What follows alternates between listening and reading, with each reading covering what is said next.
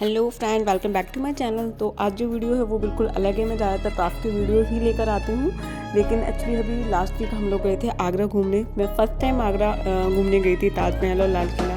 तो मैंने सोचा मेरे पास वहाँ के कुछ वीडियोज़ और फोटोज़ थे, तो मैंने सोचा कि यहाँ पर मैं शेयर करती हूँ। तो देखिए, ताज वैसे हमारे 7 वंडर्स में आता है और ये बहुत ही ब्यूटीफुल जगह है। हम मथुरा से वाया कार आगरा गए और रास्ते के ये कुछ वीडियोस फोटोज़ मैंने शूट किए थे, तो वो मैं यहाँ पे आपके साथ शेयर कर रही हूँ। आगरा पहुँचने के बाद हमने ताज से तकरीबन 1 किलोमीटर दूर कार पार्किंग में लगाई, जो मीना बाज़ार का एरिया है वहाँ पर। और उसके बाद हम चले ताजमहल की ओर।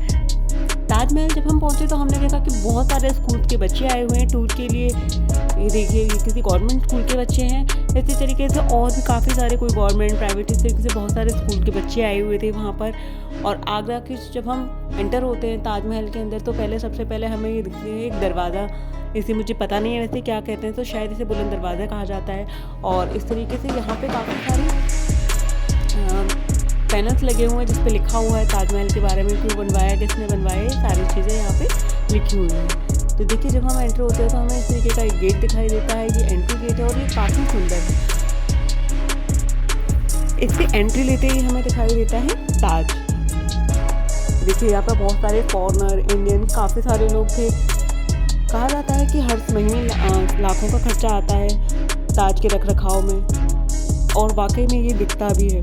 इतनी पुरानी इमारत, तकरीबन 400 साल पुरानी इमारत, आज भी काफ़ी सुंदर दिखती है। हर एक चीज़ इसकी बहुत बारीकी से बनाई गई है, चाहे इसके गार्डन एरिया हो, इसका जो चेयर्स हैं जो बैठने के लिए बनाई गई हैं, हर एक चीज़ यहाँ पे बेंच वगैरह जो भी बनाई गई हैं, फाउंटेन्स, सब कुछ बहुत ही अच्छा है, बहुत ही सुंदर है। हम लोग तो, मैं जब भी नहीं गई थी तो मैं सोचती थी ऐसा क्या है ताज में, मतलब ऐसा क्या है, लेकिन जब मैं गई तो वाकई में लगता है कि काफ़ी ज़्यादा सुंदर है ये देखिए, जब हम एंटर होते हैं तो हमें ये ब्यूटीफुल सा व्यू आता है, और ये सच में बहुत ही कमाल का होता है। आप राइट और लेफ़्ट दोनों साइड से एंटर कर सकते हैं। हमने लेफ़्ट साइड से एंटर किया। ये देखिए, यहाँ पे बहुत सारे फ्लावर्स लगे हुए हैं। यहाँ पे फ़ोटो शूट चल रहा था, यहाँ पे बहुत अच्छे अच्छे फ़ोटोज़ आ रहे थे। मेरे फ़ोन का कैमरा सच में कुछ ज़्यादा अच्छा नहीं है, लेकिन फिर भी जब घर आके मैंने सारे वीडियोज़ देखे थे तो बहुत अच्छे वीडियोज़ आए।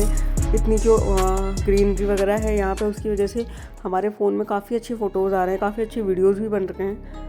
देखिए, इस तरीके से हम एंटर होकर जाते हैं ताज की तरफ। और ताज के एंट्री की फ़ीस है 50 रुपीज़, और मकबरा जो है उसकी फ़ीस अलग से आपको 200 रुपीज़ देनी पड़ती है। और आई थिंक फॉरनर्स के लिए शायद 1100 रुपीज़ होता है, लेकिन और हाँ, 15 ईयर तक के बच्चों के लिए फ्री है। 15 ईयर से अबोव के जो बच्चे हैं उनको भी बस 200 पे करना होता है, जो अडल्ट हैं उनके लिए। बाकी 15 ईयर से जो अंडर हैं उनको पे नहीं करना होता।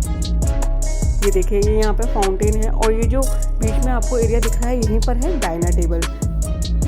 डाइनर टेबल तो आप सभी जानते होंगे, जहाँ प्रिंसेस डायना ने पिक्चर करवाई थी अपनी। ये देखिए, ये है ताजमहल का पूरा व्यू, जो कि बहुत ही सुंदर है। एक्चुअली हमें पता नहीं था, एक बार तो हम वहाँ गए और नीचे का एरिया घूम के दूसरी साइड से वापस आ गए, लेकिन मकबरा आए ही नहीं। फिर हम लोग दोबारा घूम के गए, हमने टिकट ली मकबरे की, और तब जाके हमें मकबरा देखा। ये देखिए, हम यहाँ से नीचे के एरिया पे घूम के आ गए, हमें पता ही नहीं है कि टिकट भी लेनी है, तब यहाँ पे मकबरा आएगा। और इस तरीके से दोनों जो मस्जिद बनी हुई हैं, राइट और लेफ़्ट साइड में ताजमहल के फ्रंट में वो गेट है जो मैंने आपको भी दिखाया था, और बैक में है यमुना जी। तो ये देखिए, कितनी प्यारी लग रही है यहाँ से। और जब हम लाल किले से ये व्यू देखते हैं तो ये हमें बैक से यमुना जी के होते हुए बैक से एरिया पूरा ताजमहल का शो होता है। अब तो काफ़ी धुंधला दिखता है, क्योंकि पोल्यूशन वगैरह की वजह से इतना क्लियर नहीं दिखता है, लेकिन बताते हैं जब पहले ताजमहल को पूर्णिमा की रात में देखा जाता था तो एक अलग ही चमक होती थी, इसीलिए इसे 7 वंडर में शामिल किया गया था। इतने लाखों का खर्चा होता है वैसे भी हर महीने इसके रख रखाव में, उसके हिसाब से तो काफ़ी ठीक है, लेकिन फिर भी ताजमहल की जो दीवारें हैं उनमें समय के साथ काफ़ी चटकन आ गए हैं, काफ़ी चीज़ें डैमेज हो चुकी हैं, और छोटी छोटी चीज़ों में काफ़ी सारे मैंने देखा है। तो मुझे तो ये लगा है कि कहते हैं ना कि ताज पीला पड़ता जा रहा है, तो हाँ, ये बात सच है, ताज पे पीलापन भी आ चुका है। ये देखिए, ये देख रहे हैं आपको जो मार्बल है ना वो भी थोड़ा सा क्लीन नहीं दिख रहा होगा। ये हम लाइन में लगे हुए हैं अंदर मकबरे के लिए। फिर हमने टिकट लिया, और जब हम मकबरे के लिए गए तो वहाँ पर काफ़ी लंबी लाइन होती है। यहाँ जब हम लोग लाइन में खड़े थे तो हमने काफ़ी पास से इन दीवारों को देखा, और वाकई में देखिए कितना डैमेज हो चुका है अब ताजमहल पर। ये देखिए जो नीचे के जो कलर्स है वो एकदम मार्बल येलो, ब्लैक और वाइट तीनों मार्बल को बना के उनके पीसेस को जॉइन कर करके बनाया गया है। और ऊपर की तरफ आप देख सकते हैं कितने सारे क्रैक आ चुके हैं, मार्बल आगे पीछे हो चुका है। और इसी तरीके से बहुत सारे क्रैक्स यहाँ पे देखने को मिल रहे हैं आपको। इतना खर्चा होने के बाद भी ताजमहल में अभी काफ़ी सारी कमियां आ चुकी हैं टाइम के हिसाब से। ये देखिए इसका जो ऊंचाई है और जो चौड़ाई है बताते हैं वो बिल्कुल बराबर है। ताजमहल के चारों ओर मीनारें बनाई गई हैं जो कि बहुत ही ब्यूटीफुल लगती हैं।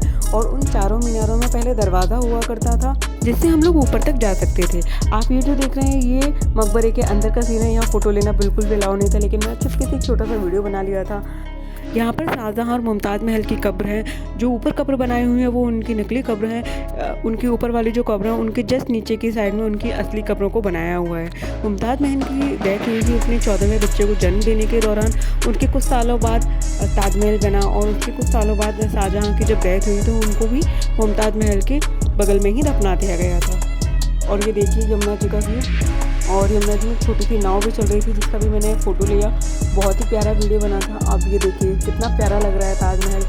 अब हम इसे बाय बाय करते हैं और नेक्स्ट सेशन की तरफ चलते हैं। और हमारा नेक्स्ट डेस्टिनेशन है लाल किला। सच में अब समझ में आया कि ताजमहल 7 वंडर में क्यों है। लेकिन ये बात तो सच है, समय के साथ साथ इसकी काफ़ी सारी चीज़ों में बहुत सारा लॉस हो चुका है। लेकिन फिर भी ताजमहल वाकई में बहुत खूबसूरत इमारत है और इसे देखना तो एक बार बनता है। हर इंडियन के लिए बहुत प्राउड की बात है कि 7 वंडर में से एक वंडर हमारे इंडिया में भी है। अब ये देखिए जब हम बाहर निकलते हैं तो सेम रास्ते से ही हम लोग बाहर निकलते हैं। बस एक छोटा सा गेट है, जो उस गेट से हम बाहर गए थे उसके बगल में एक गेट है, वहाँ से हमें एग्जिट होना होता है।